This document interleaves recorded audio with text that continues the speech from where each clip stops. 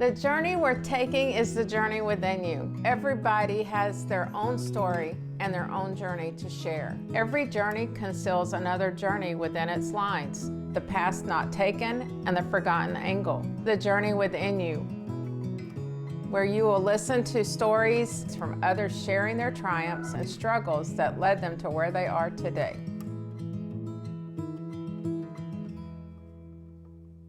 Welcome to the journey within you. I am so excited to have Stacie Buffington, my dear sweet friend, on with me today to share her journey with us and just a glimpse into her life of where she came from and where she is today. Welcome, Stacie. Thank you. It's so nice to be here. I know. I'm so glad to have you with me. I've been wanting to do this and time schedules and all. We finally found a time. With you being a teacher, it's hard to get those times. So with us off, I'm glad to have you here. So I'm going to let you take it away. I just want to hear a little bit about your story. Okay. Well, I grew up in a town close to where I live now. It was just a little small town. Kind of an idealistic growing up, but I always struggled within myself because that inner voice that everybody has, those negative thoughts. Mm-hmm.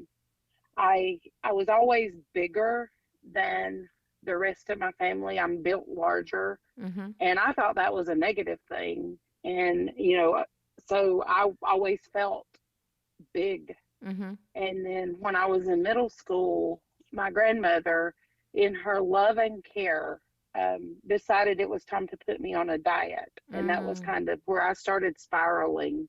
Mm-hmm. To be told by someone that you love that much. And my grandmother was my faith base. She was my go-to, Mm-hmm. and to be told by her that you are indeed what you see yourself being, which is big, Mm-hmm. then it kind of shifted the way that I looked at things, because it almost gave me permission to be big, if that makes sense. Mm-hmm. But it kind of led to a long time struggle of me trying to lose weight. That became your focus. Yes. And, sometimes in very unhealthy ways, I was trying to lose weight. Mm-hmm. I've tried so many different diets and different ways of going about it. Mm-hmm. And at the same time, dealing with all that, dealing with other things going on in life that add stressors too. And of course, when you get stressed, that does make your weight change. So sometimes stress makes me gain, sometimes stress makes me lose. Mm-hmm. It's according to how I'm handling it. As a child, did you find yourself withdrawing from things because you felt like I'm too big? I can't be in this because they won't accept me. Were you active in school?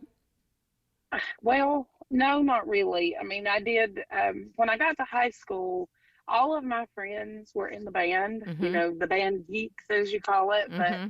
And my mom would not let me join in middle school. But when I got to high school, I became color guard. But there again, I mean, I loved it. I loved marching. I loved every part of it. But I was one of the bigger ones on the team. And so some of those outfits were not made to be complimentary to me. So that, of course, just added to my anxiety. Feeling like everybody's looking at you. It was me. Yes. I've come to realize as an older person now that it was me, not them. Right. That was all on me. Mm-hmm. But it is how you perceive life. Mm-hmm. And it can definitely shape how you view yourself, because you feel like everyone is looking at you. It's kind of egocentrical. Yes. Mm-hmm. Yes, you feel like you're being judged. So when you got through high school, those inner voices. The band was fun. I did band too, and I think that was a place for me to feel like I was part of, and accepted, because we were all from a different walk. And then after high school, you furthered your education. Tell me about that. Well, actually, that's a funny story, because I started through college. I had decided I wanted to work 1 year and save up money because, I didn't get any scholarships, and I needed to be able to pay for it. So I was working my still one of my all-time favorite jobs at Hardee's. Mm-hmm. And, you know, just we had so much fun there. I Mm-hmm. worked there from the time I was 16 until I was 20, I think. Yep, the fast food journey. Yes, it's so much fun. And so I worked for a year, and then I went to college, and I went to what is now Georgia Highlands, but back then it was Floyd College. And I'd started to be a teacher because that's been my lifelong dream. I used to teach my stuffed animals when I was not even in school myself. Yeah, yeah. So it was in your blood. Always been, yes, it's always been in me. And there's actually teachers in my family now.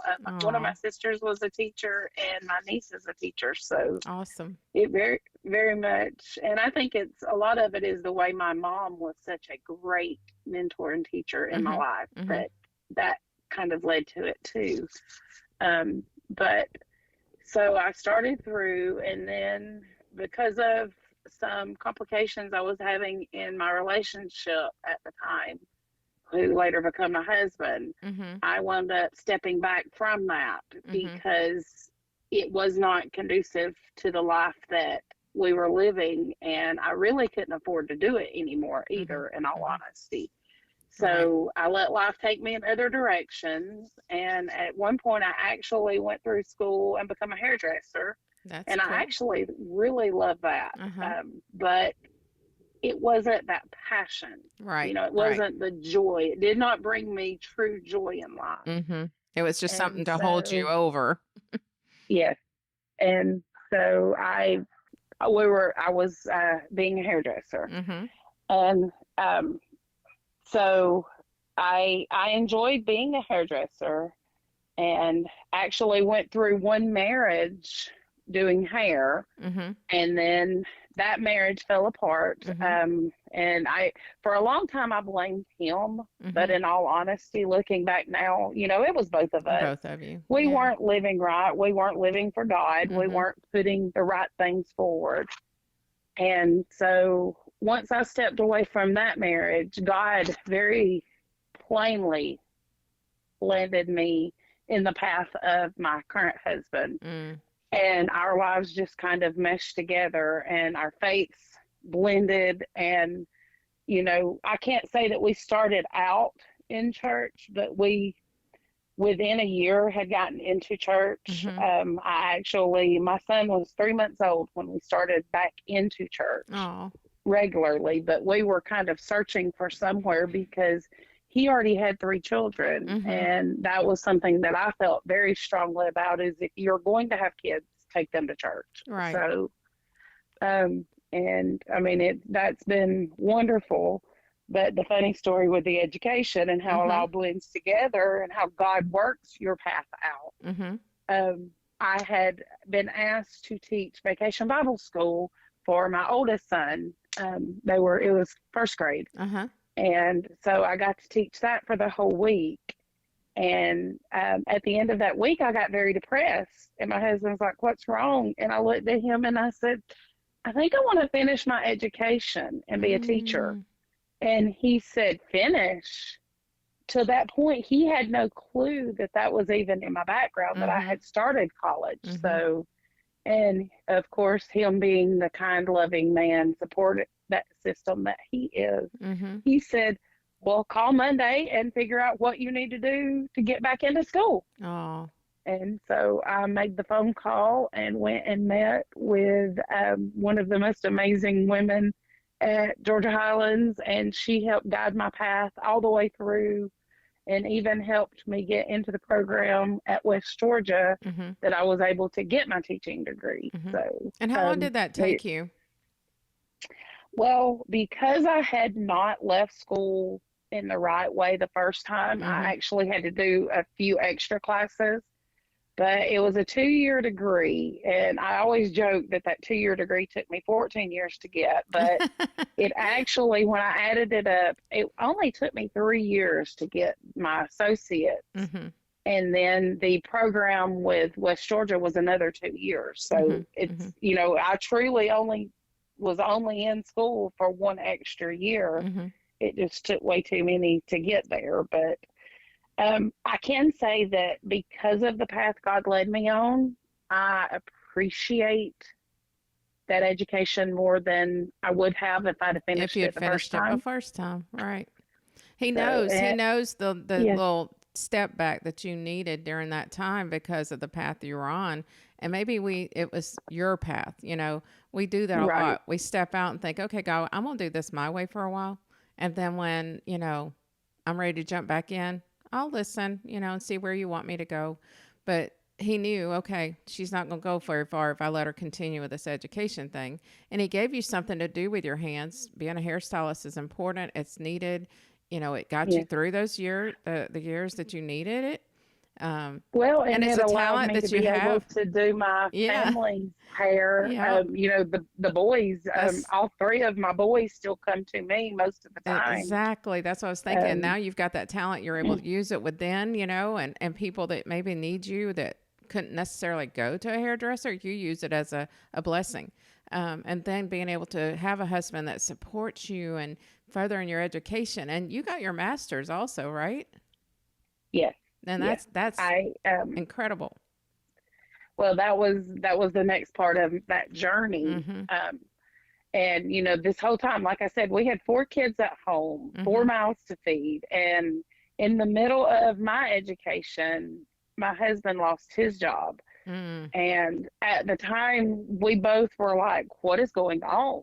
And I can remember weeks where we didn't even have like money to buy food. We Mm-hmm. were stressing that, we were Mm-hmm. stretched that tight, but God always provided. Mm-hmm. And my husband's really quick to tell people now that to make sure that you're doing your tithes and offerings for the Lord as he says in the Bible, because that become our focal point. Mm-hmm. We would pull that out first Mm-hmm. and make sure that our offering was ready to go. And you could sit down and write our bills out, and we were almost $2,000 short every month on bills. Mm-hmm. But God paid every bill every month. We Mm-hmm. never went without. And looking back on that, and where we're at now, it just blows my mind that God was literally carrying us through that journey. Mm-hmm. And I almost stepped away from school again, but Jeff was adamant. He said, "No, Yeah. you're going to finish this. We will figure this out." Right. We do it in And fear. he's such a hardworking man that, I mean, he kept working till he found the right job that would Mm-hmm. pay the bills, Mm-hmm. and then that one led him to the job he's in now, which he actually really enjoys his. And I told him, I feel like that because we struggled like we did, we do appreciate Mm-hmm. things a Mm-hmm. lot more than if we had not went through that journey. Right. It's funny, the journeys that he takes you down to make you appreciate what you have now. Exactly. And it's good that you can see that because some people don't. They take it in an even further negative sense, you know, that, well, I'm in this mess and, you know, nobody's going to help me and I'm stuck here. But you kept pushing forward and doing the things, you know, you didn't step back from school because if you had, you probably wouldn't have finished. You know, you would I have taken probably that as never a, would have right, finished. because you had some Yeah, struggles that kept coming. I mean, we have life, you know, the death of our families, the struggle with weight, but you have conquered all of that. You've started this pattern of, you know, least resistant, but you're going to go forward with it and not look back anymore. That's what I've loved right. about your journey, watching you, and you know, you're running, you're doing things that you stepped out of your comfort zone. So tell me a little about where you are today, what you're experiencing, and just where you are today. Okay. Well, there's one more piece that I need to put in Okay. that led me to appreciating the job that I have now. When I graduated was in 2009. Mm-hmm. And I don't know if you remember, but in 2009, that's when the stock market crashed. Mm-hmm. And sadly, when things happen like that, the first thing that the government pulls funding from is education. Correct. And it's usually one of the last things they put the money back into. Mm-hmm. And so because of that, there was a hiring freeze. And so I went from 2009 to 2011. No, 2009 to 2017 before I actually found an official teaching job. Wow. Now, in 2009, I had started to work at Walmart because I could not find a teaching job. And I hated that because I told my husband, I said, I need to be with the kids. So I started subbing that same year. And that led me to a part-time job with Rome City. And I was just thankful to get it because it actually came with benefits. And we thought that was wonderful. And I actually, when you added up everything I was paying out, I was actually paying to go to work, but I had benefits. So it was okay. And I mean, I was applying everywhere. I've always told him that eventually I'm going to sit down and figure out how many interviews I went on before my boss at Rome City was able to say, you've got the job. And I taught first grade there. And I wish I could say that it was wonderful from then on, but that actually was a struggle for me too, because my parents, both of them, were failing in health. My mom was diagnosed with Parkinson's, and my dad had been diagnosed with cancer. And so it became very clear at the end of that year that I needed to be somewhere where I could help them out too. And plus, it was that first year teaching had took so much of my time that Jeff was like, look, you have two choices. You can either keep working for Rome City or you can stay married. And of course I chose the marriage. Yeah. So, right. He saw what it was doing to you. But I was terrified. And then because of my connections and because of my heart for teaching with Rome City, one of the people from Rome City actually contacted a friend of mine that I worked with at Rome City and told her, hey, they're needing a place here at a daycare. They're needing a pre-K teacher at a daycare here in Rome. Tell her to go apply. I've already told them she's coming. So I went and applied and was able to get that job. And I've been there 4 years, and I'm working with the best group of people. I'm so happy. I love my job. I love teaching. And the funny part was, if you had asked me in school, what grade do you want to teach? And I would say first or second, because I don't want to teach littles or bigs. So, but I absolutely love teaching pre-K because, that's their first year in. And if you can make them love school and pre-K, then you've done your job. Exactly. So. Right. That's the year that you need to get the impression of wanting to go further. And it's not just all fun, it's learning. Right. Oh, that's so right. cool. They think they're playing, but they're actually learning a lot. So God has a funny way of putting you where you didn't think you'd ever be. And that's with pre-K, not teaching first or second, which he put you there in first, but you were miserable.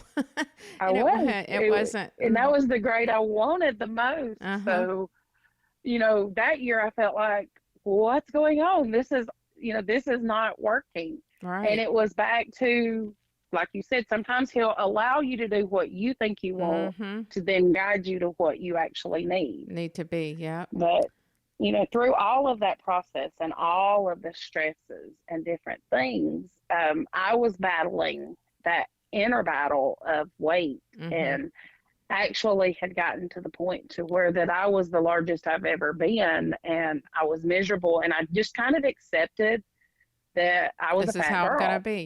Yeah. And I hated that because I really looked like someone had hooked a air machine up to me and just blew me up. Right. And I had so much inflammation.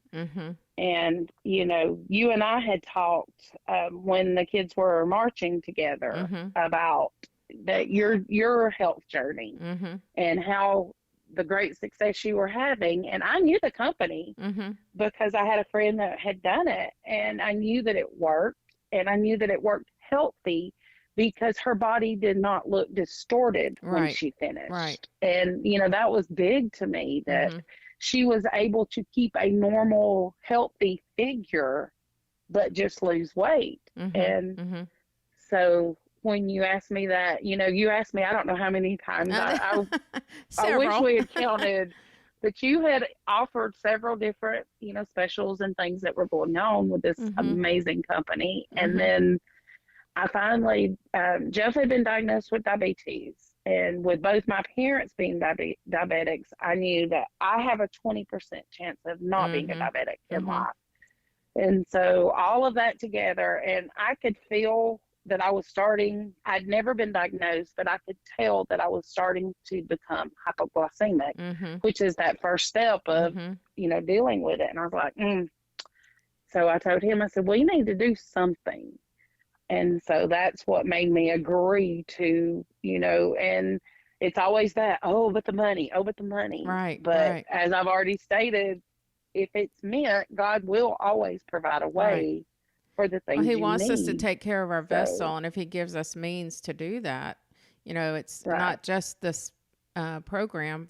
You've got other steps that have to be included, like your daily exercise and watching what you eat. And it became a mindset with you that, hey, I'm going to do this and I'm going to stick with it. And not that we don't have Christmas. We had Christmas, we ate, but we know what we should have and what we shouldn't, but we have great supplements that help us stay in line with keeping our body healthy. And so I love that you and Jeff are doing it together. That's huge, because now you have a partner that believes in also, being better. Well, and I was actually looking last night because I've just finished that, we've got that, the facial element that's now been added that I absolutely love.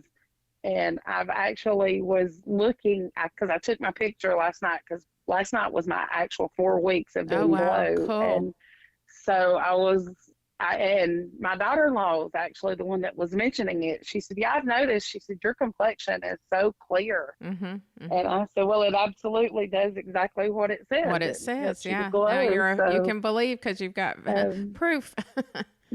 And I was looking, and I've always had on my skin, and I don't know what caused it, but little, not like zits, but they're little whiteheads. They look like little dots. It almost looked like I had polka dots on my cheeks. And you didn't see them, but I knew they were there. And I've always been very subconscious. And I've tried probably every normal skincare line out there, trying to get rid of them. Right. I had a really good friend that sold another type of skincare that's very popular, and she's worked with me and tried everything to try and get them, and nothing would get rid of them. And I noticed I've got rid of most of them through the gut health aspect with our company, but there were still a few. And I noticed last night I don't have any.